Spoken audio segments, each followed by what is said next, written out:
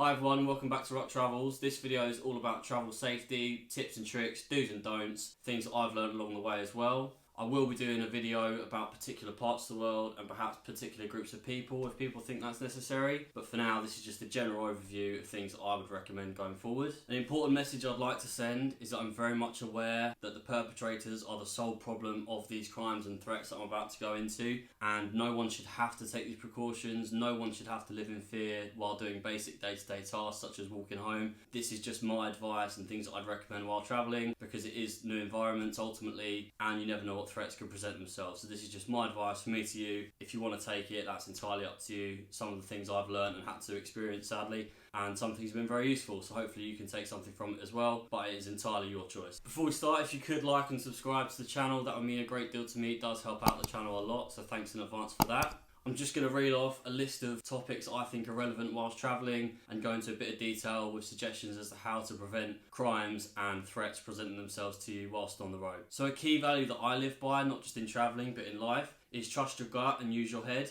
What I mean by this is if something feels off or doesn't feel safe, then chances are you're right. Your gut is a very trustworthy source, at least in my opinion. I've learned a lot of hard lessons through my gut and also avoided a lot of hard lessons through my gut as well. So definitely an important message to send. First topic I'd like to talk about is accommodation, purely because that's where you're going to be spending a lot of your time. That's where your possessions are going to be stored. That's where you're going to be spending a lot of your budget regarding the trip. So definitely something that's very important. So the first tip I'd recommend is I use Hostelworld, always have through and through. Sometimes Booking.com and general hotel websites, but Hostelworld tends to be cheap, easy to use, and has a lot of information on there. The information that I look for is the demographics of people that are staying there, the age groups, how many people are in each room, the safety regarding lockers and area in the city it is.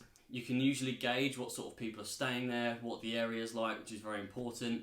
If you see an area with reviews that says it's a very safe area or didn't feel safe at night, for example, then that's your way of gauging the safety of it. We tend to carry a lot of expensive items with us whilst travelling, whether that be a phone, a laptop, a camera. So seeing that a hostel has lockers or safety measures where you can put things behind reception or in a safe place or a lockup of some sort, then that definitely gives me peace of mind whilst travelling. Obviously it's good to have a day bag on you, but you can't always carry everything. So if you can leave things at the hostel in confidence, then that kind of takes that worry away from you throughout your day-to-day activities. So that's definitely something I think about. Obviously I mentioned how many people stay in a room. Sounds like a bit of a weird thing to say. Obviously the more people in a room, the cheaper it is, but the way I interpret that is the more people in the room, the more risk. You know, if there's 10 people in a room, there could be someone that steals something, whereas if it's a small room, it's less likely to happen. But then some people may argue the more people in the room, the safer, because there's more people watching things all the time. So depends on your interpretation of how many people are in a room. Like I say, I personally tend to go for 4 to 8. It tends to be not too expensive and not too busy. I don't want to be crowded with loads of people in a hostel. So just for general day-to-day things tends to suit me more. But again, entirely up to you.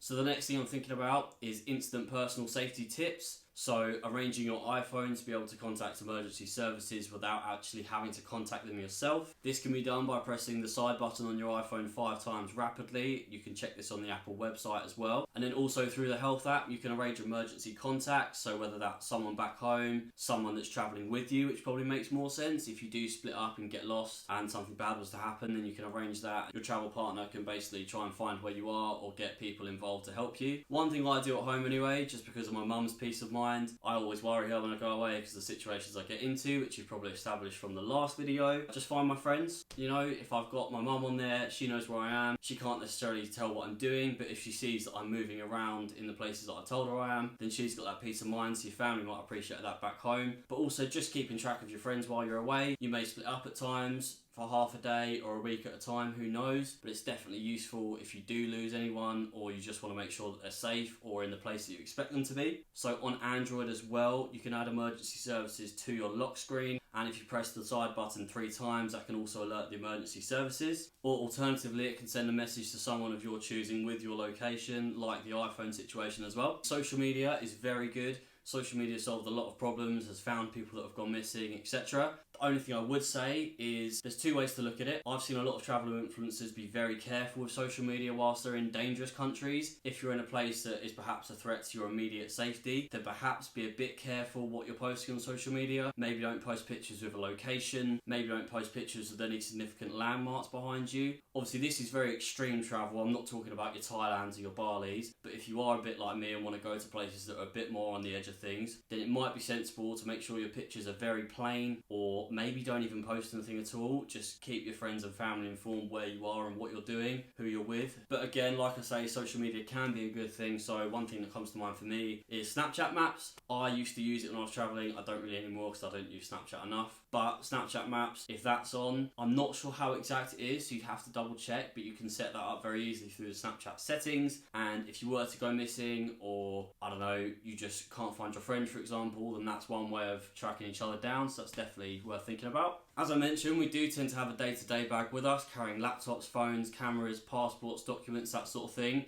So possessions is obviously the number one thing that you're trying to protect besides yourself. One thing you can do before you actually go on the trip entirely is make sure you've got good travel insurance. Make sure that your travel insurance does cover you for loss of possessions, whether that's theft, loss, or anything in that kind of category. You know, even if the worst happens and you do lose a phone or a camera, at least if you come home and the insurance is good enough, they will be able to replace it or replace a large sum of what you paid for the phone in the first place, so you can get a new one. Obviously, we do tend to group all of our products, so in a day bag you might carry everything at once. It is difficult to split things up. Some people recommend to have some things in one bag, some in another. That's not always practical because you might need a passport, a phone, or etc. throughout the day. Regarding documents, you can make copies of them or save them digitally on a device such as your phone, so that they're on hand, as well as a physical copy in another place that's safe to you. Something that I haven't used but definitely would think about in the future is perhaps investing in like a GPS tracker. You can find this sort of thing on Amazon or pretty cheap websites really. Apple are actually rumoured to be releasing like AirTags where you can attach something to a device and then track it through your iCloud, so I'm assuming that will apply to other technological companies as well. Obviously we can't always assume the worst. Not everything gets stolen. Some things you do just lose. The amount of times I've lost flip-flops or a phone or something like that on a night out, or just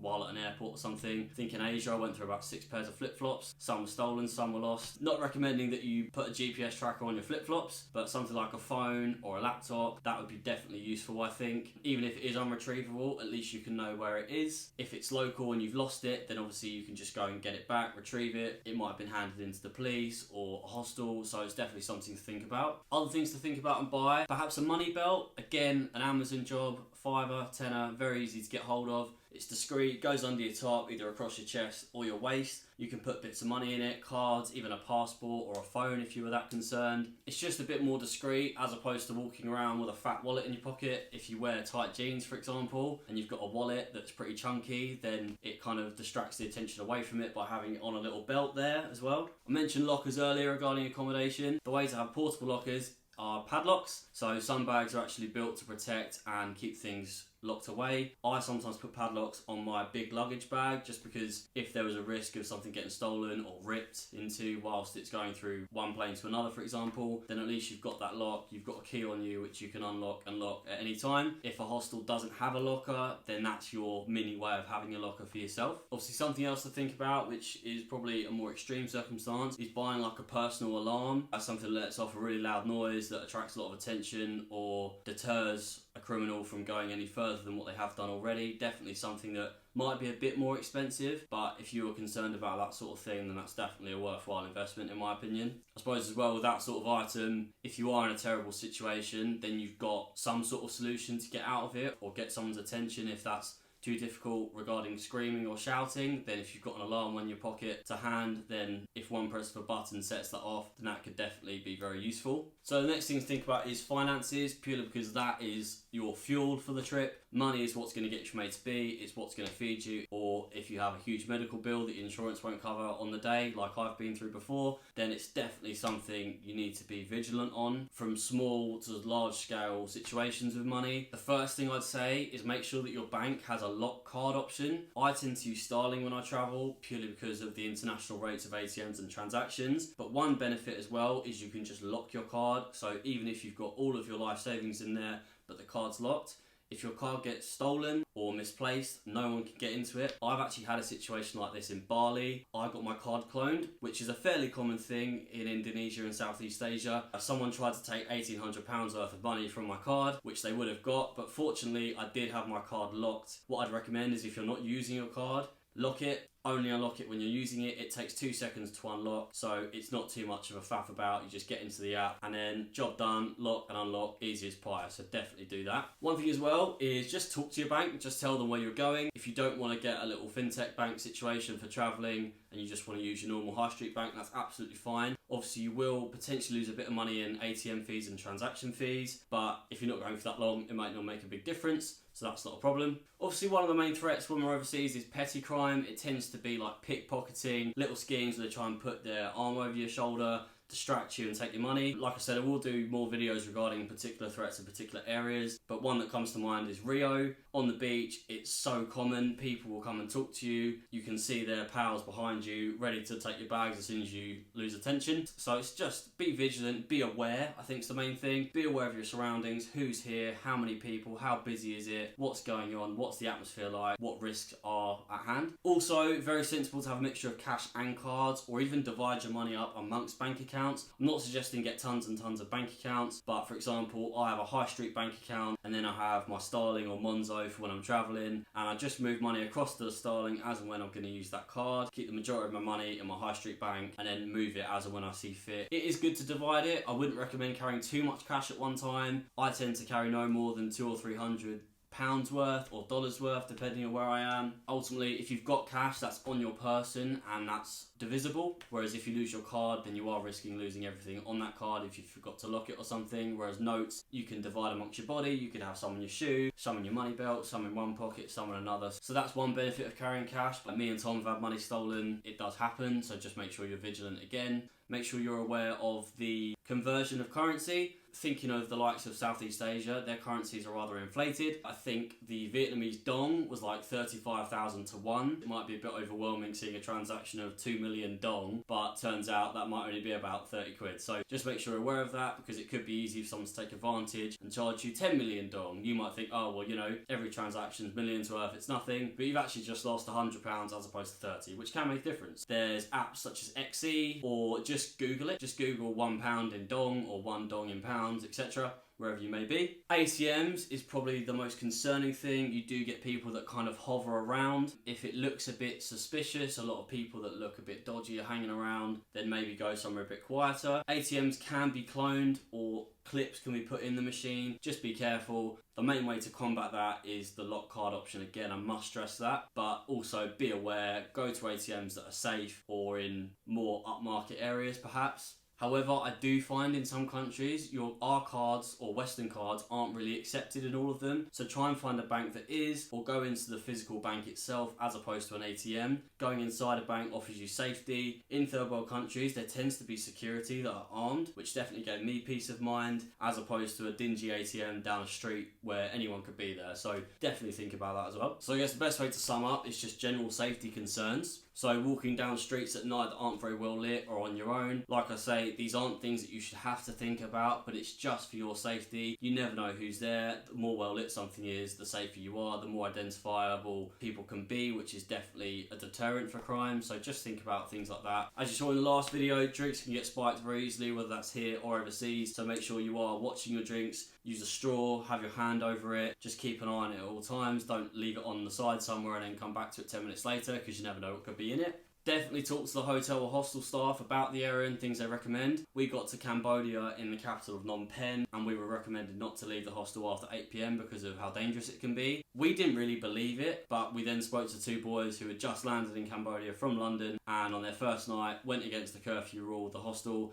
and had their phone, passport and laptop all stolen on day one. This isn't very common. I don't know many areas that are like this, but it's just something to think about. Take locals' advice. They know the area better than you. They're safer there than you, so their concerns are definitely as valid as ours. Obviously, transport's a big thing. Airlines are typically very safe, but feel free to do some research on airlines. The main thing about transport is buses and taxis. Make sure you're getting hostels to help you book things if you feel necessary. verified companies. Uber, as much as Uber can have its problems, and there has been stories in the past where things have gone wrong, there are benefits of it. You know the driver, you know the number plate, it's trackable, people can look back at where you've been from your A to B. Don't get in unmarked cabs, agree a price at the start of the trip, or use a meter. It's very easy for people to try and con you. That's something that I was guilty of in India when I landed in Delhi. I was charged about £50 for an hour-long trip, which is pretty reasonable in my opinion, at least in England it is. But when I got an Uber back from the destination to the airport, it was about £4.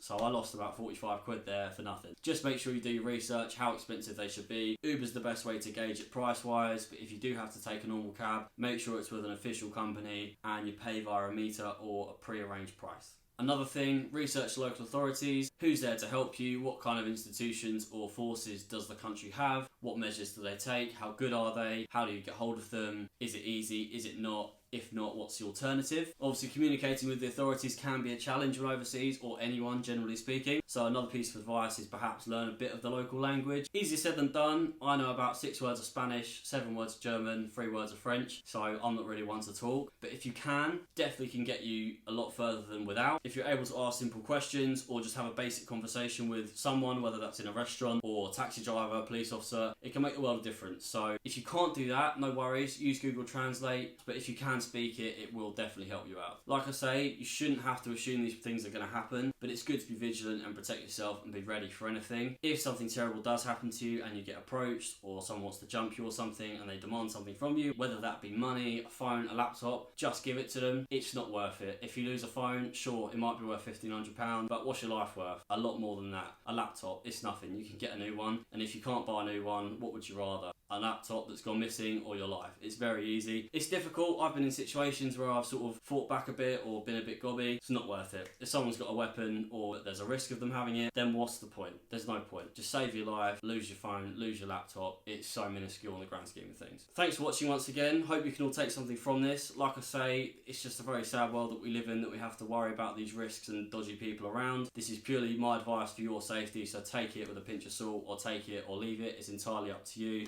These are just from my experiences and things I'd recommend going forward, and pieces of advice I would take when I go to places that I haven't been to already, with new risks that I haven't seen before. In the meantime, stay safe, take care, and I'll see you in the next one.